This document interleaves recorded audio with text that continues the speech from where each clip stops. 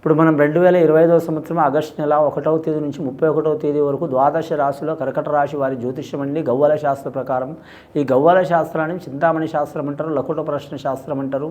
9 గవ్వలు 3 సార్లు వేసి వాటిని లెక్క పెట్టి వారి జ్యోతిష్య బలం భూత భవిష్యత్తు వర్ధమానం ఎలా ఉందో చూద్దామండి. కర్కట రాశి వారి జ్యోతిష్యం.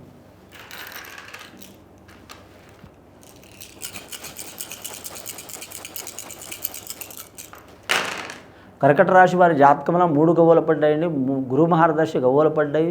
కర్కట రాశి వారి జాతకంలో చిక్కరు దొరకరు, ఒకరికి అర్థం కారు, ఎప్పుడు ఎలా ఉంటారో ఎవరికి తెలియదండి. పిల్లల కాడ పిల్లల మనస్తత్వం, పెద్దల కాడ పెద్దల మనస్తత్వం, ముసలుల కాడ ముసలుల మనస్తత్వం, వీరి మనస్తత్వం ఎవరికి అర్థం కాదండి. చిన్నపిల్లల మనస్తత్వం ఉంటుంది.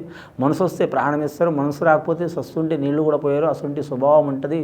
ముఖ్యంగా వీరి జాతకంలో చూడాలంటే మాత్రం దశబలం మంచిగా ఉంది వీరి జాతక బలానికి. లక్ష్మీకళ యోగ బలం ఉన్నది వీరి జాతక బలానికి.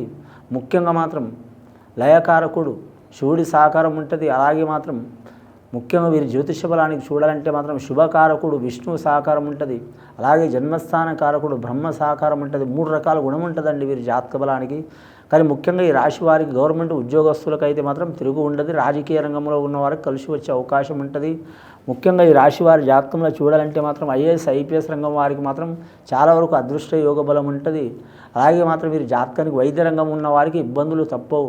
కానీ ముఖ్యంగా రెవెన్యూ రంగం వారికి కూడా ఇబ్బందులు తప్పవు. విద్యుత్ శాఖ వారికి కూడా ఇబ్బందులు తప్పవు. ముఖ్యంగా మున్సిపాలిటీ రంగం వారికి కలిసి వచ్చే అవకాశం ఉంటుంది. ముఖ్యంగా ఈ రాశి వారికి కానీ మాత్రం విద్యారంగం ఉన్న వారికి లక్ష్మీకళ యోగ బలం ఉంటుంది. నిరుద్యోగులు శుభవార్తలు వినే అవకాశం ఉంటుంది. అన్నదమ్ముల సహకారం అయ్యే అవకాశం ఉంటుంది. అలాగే శుభకార్యాలు చేయాలనుకునే వారికి సిద్ధించే యోగాలు ఉంటాయి. గృహం నిర్మాణం కానీ, కళ్యాణం కానీ, పెళ్లి చేయటం కానీ, ఇతరుల పెళ్లి చేయటం కానీ, గృహంలో పెళ్లి చేయటం కానీ ఇలాంటి సంఘటనలు జరిగే అవకాశాలు ఉంటాయి. ఈ శ్రావణ మాసంలో మాత్రం ముఖ్యంగా సోదర సహకారం ఉంటుంది వీరి జాతక బలానికి.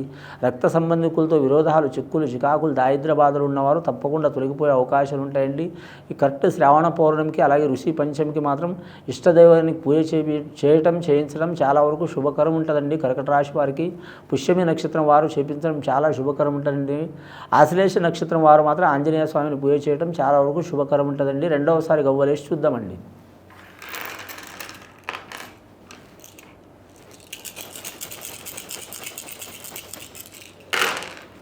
రెండవసారి గవ్వలేస్తే 4 గవ్వలు పడ్డాయండి. 4వ సంఖ్య రాహు మహారదశ సంఖ్య. చాలా వరకు ఇబ్బందికరమైన పరిస్థితి ఉంటుందండి ఈ సంఖ్య వారి జాతక బలానికి.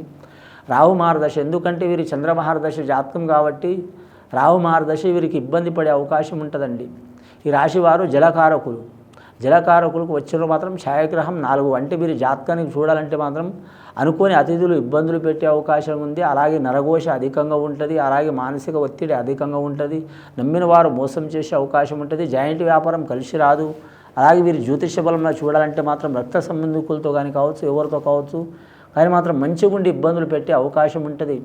అలాగే మాత్రం వీరి జాతకానికి ప్రయాణ విషయాల్లో జాగ్రత్తగా ఉండాలి. ఆహార విహార విషయాల్లో చాలా జాగ్రత్తగా ఉండాలి. ముఖ్యంగా వ్యసనాల విషయంలో చాలా జాగ్రత్తగా ఉండాలండి. సప్త వ్యసనాలు ఉంటాయండి. సప్త వ్యసనాలు అంటే ముఖ్యంగా స్త్రీ వ్యసనం కావచ్చు, అలాగే మాత్రం తాగే వ్యసనం కావచ్చు, జూదం కావచ్చు. అలాగే వీరి జాతక బలానికి చూడాలంటే మాత్రం ఈ వ్యసనాలు దూరం ఉంటే చాలా దూరం ఉండాలి. కానీ ధనం లక్ష్మి మాత్రం వీరికి పొంగే అవకాశం ఉంటుందండి. కానీ నిలకడ ఉండదు. ఎంత ధనం వచ్చినా మంచి నీళ్ళ లెక్క ఖర్చు అయ్యే అవకాశం ఉంటుంది. జలకారకులు ఈ రాశివారు. చంద్రమహారదశ జాతకం.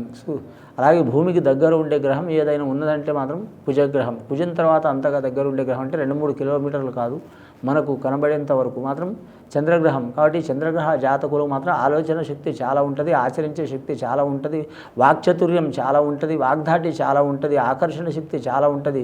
గత కొన్ని సంవత్సరాల నుంచి పడుతున్న చిక్కులు, చికాకులు, దారిద్ర్య బాధలు, కర్మఫలాలు వెళ్ళిపోవాలంటే మాత్రం మీరు కులదేవతను ఆరాధన చేయడం చాలా వరకు మంచిది. వివాహ బలంలో కలిసి వస్తుంది. భార్య భర్తలు దూరమైన వారు దగ్గరయ్యే అవకాశం ఉంటుంది. విద్యారంగంలో కలిసి వస్తుంది. వైద్య రంగంలో కలిసి వస్తుంది. విదేశాన యోగంలో కలిసి వచ్చే అవకాశాలు ఉన్నాయి. ముఖ్యంగా వీరు ఏ పని చేసినా 1-4 సార్లు ఆలోచన చేయడం చాలా వరకు మంచిది. పెద్దల మాట ప్రకారం నడవడం మంచిదండి. వీరికి అనుకున్నది సాధించే అవకాశం ఉంటుంది. వీరికి చేసుకున్న జీవిత భాగస్వామితో ఎంత మంచి ఫలితం ఉంటుందో అంత చిక్కులు పడే అవకాశాలు కూడా ఉంటాయి. కోర్టు కేసులు తగాదులు ఉన్నవారు వాళ్ళు రాజీ చేసుకోవడం చాలా వరకు మంచిదండి. మొండికి పోతే మాత్రం ఇబ్బందులు పడే అవకాశాలు ఉన్నాయండి. 3వసారి గవ్వలేసి చూద్దామండి. ఇప్పటివరకు అయితే 7 గవ్వలు పడ్డాయండి.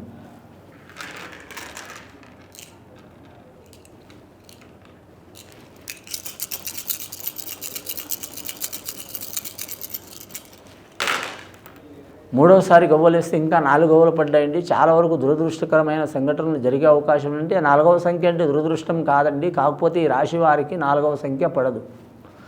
4వ సంఖ్య ఎందుకు పడదంటే ఇప్పుడు నడుస్తున్నది వారి జాతకబలానికి గ్రహరీత్యా కాదు, ఇది గవ్వల శాస్త్రరీత్యా అంటారండి. ఇది చింతామణి శాస్త్రం అంటారు. ఒకప్పుడు గవ్వల్ని వేసి లెక్క పెట్టేదండి. ఆ తర్వాత కంప్యూటర్లు వెళ్ళినాయి, రాసేది వెళ్ళినాయి. ఒకప్పుడు మాత్రం గవ్వలు వేసి లెక్కబెట్టి చెప్పేది. ఈ రాశివారి జాతకంలో రాహు మహర్దశ చాలా వరకు ఇబ్బంది పెట్టే అవకాశం ఉంది. కాబట్టి బెజవాడ కనకదుర్గమ్మని పూజ చేయటం, అలాగే రాహు కాలంలో మన నిమ్మకాయ కోసిన తర్వాత రివర్స్ చేసి ఒక డిప్ప లెక్క చేయాలండి. దాంట్లో మాత్రం ఆవు నెయ్యి వేసి మాత్రం అమ్మవారికి దీపం పెట్టడం చాలా వరకు మంచిదండి. అమ్మవారి అవతారం మాత్రం చాలా వరకు 9 అవతారాలు ఉంటాయి. కాబట్టి 9 దీపాలు పెట్టడం కానీ, 3 దీపాలు పెట్టడం కానీ, 6 దీపాలు పెట్టడం కానీ శుభకరం ఉంటుందండి. ఏక దీపం పెట్టవద్దు, అలాగే 2 దీపాలు కూడా పెట్టవద్దు. అమ్మవారికి మాత్రం సంఖ్య చాలా వరకు మంచిది. 2 దీపాలు పెట్టిన ఏం పర్వాలేదు, కానీ మాత్రం 3 దీపాలు కానీ, 6 దీపాలు కానీ, 9 దీపాలు కానీ పెట్టడం చాలా వరకు మంచిది. 5 నిమ్మకాయలు కోసి ఒకటి పడేసి మాత్రం 9 రకాలు డిప్పలు చేసి, అంటే మన ఒక కటోర లెక్క చేసి అందులో ఆవును వేసి మాత్రం దీపం ముట్టించడం అమ్మవారికి చాలా వరకు వీరి మీద ఉన్న చెడు దోషాలు కానీ, దృష్టి దోషం కానీ, అలాగే నరదోషం కానీ, అలాగే ఆరోగ్యం బాగలేకపోవటం కానీ, ఇంట్లో కుటుంబ సభ్యుల్లో పెద్దలకు కావచ్చు, పిల్లలకు కావచ్చు, వారికి కావచ్చు దృష్టి దోషం అంటారండి.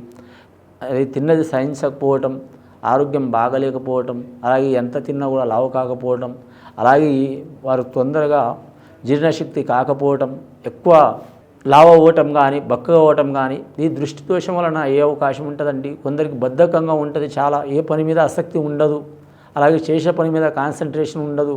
ఒకటి చేయబోయి ఒకటి చేస్తారు, మాట పడతారు, అలాగే భయం బుగులుగా ఉంటుంది. కానీ వారు ఒక్కరుంటే ఎంతో యాక్టివ్గా ఉంటారు. నలుగురిలో కలవాలంటే మాత్రం చాలా నిర్వస్గా ఉంటారు.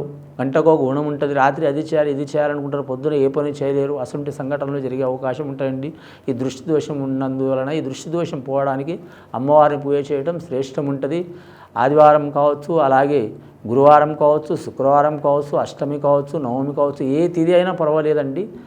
కానీ మాత్రం ముఖ్యంగా అమ్మవారిని పూజ చేయడం చాలా వరకు మంచిది. అమ్మవారిని పూజ చేయడం మూలంగా వారి మీద ఉన్న దృష్టి దోషాలు, సంతాన దోషాలు, గృహ దోషాలు, ఆరోగ్య దోషాలు, విద్య మీద దోషాలు, అలాగే ఇంటి మీద సకల దుర్గుణాలు ఉన్నా కూడా తొలగిపోయే అవకాశాలు ఉంటాయండి. ముఖ్యంగా ఆశ్లేష నక్షత్రం వారైనా సరే, పుష్యమి నక్షత్రం వారైనా సరే, కర్కట లగ్నంలో పుట్టిన వారైనా సరే అమ్మవారిని పూజ చేయటం, ఎరుపు వస్త్రాధరణ చేయటం, అలాగే మాత్రం గోమాతను పూజ చేయటం, అలాగే వీరి జాతక బలంలో చూడాలంటే మాత్రం వెంకటేశ్వర స్వామికి తులసి దళం పెట్టడం, తులసి దళంతో పూజ చేయడం చాలా వరకు మంచిదండి. ఇది విని చూసి ఆచరించే వారి కర్కట రాశి వారికి సర్వశుభాలు కలుగుతాయండి. శుభం భూయాత్.